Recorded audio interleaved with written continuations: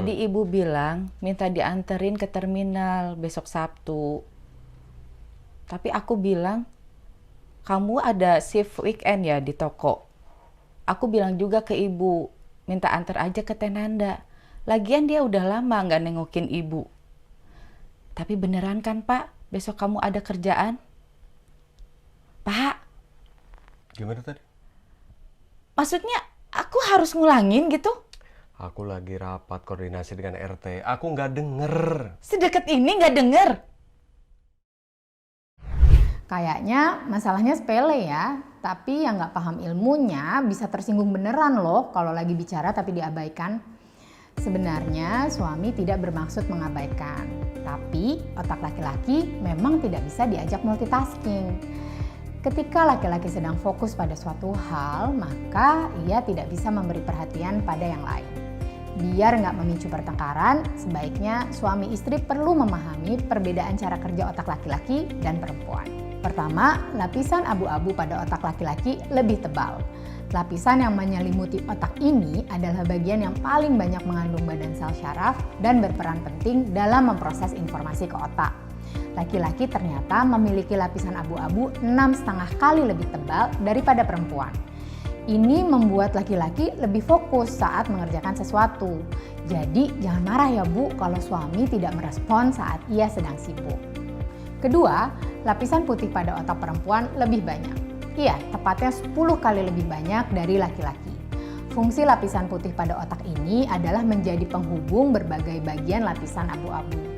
Inilah yang membuat perempuan lebih bisa multitasking alias melakukan berbagai hal dalam satu waktu.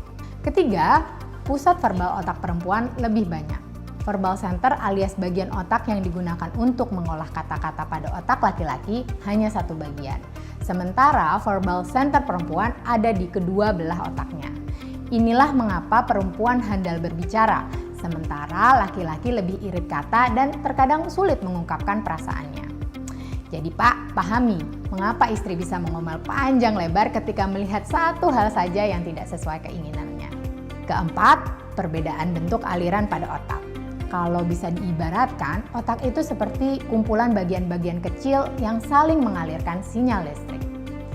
Pada otak perempuan, sinyal ini mengalir bolak-balik dari otak kanan ke otak kiri. Pada otak laki-laki, sinyal hanya berjalan bolak-balik depan belakang di otak kiri saja. Efeknya, laki-laki lebih cepat mencari solusi tanpa melibatkan perasaan. Sementara perempuan mampu menggabungkan logika dan intuisi saat mencari solusi. Kelima, aliran darah ke otak perempuan lebih banyak. Ini membuat perempuan lebih bisa berempati, lebih intuitif, dan mudah bekerja sama, sekaligus lebih rentan merasa cemas, depresi, dan menderita gangguan pola makan seperti anoreksia dan bulimia. Keenam, amigdala otak laki-laki lebih besar.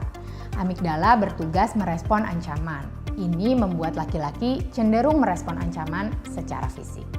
Terlepas dari perbedaan otak laki-laki dan perempuan di atas, ternyata kita tidak 100% memiliki karakter otak sesuai jenis kelamin kita loh.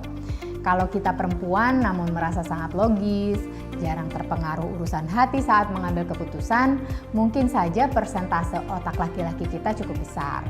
Atau kalau kita adalah laki-laki dan merasa cukup fasih multitasking atau bisa memahami perasaan istri dan kerabat, maka porsi otak perempuan kita bisa jadi lebih besar dari laki-laki pada umumnya. Nah, kini setelah memahami berbagai perbedaan pada otak laki-laki dan perempuan, semoga kita bisa lebih tenang dalam menyikapi perbedaan kebiasaan dengan pasangan.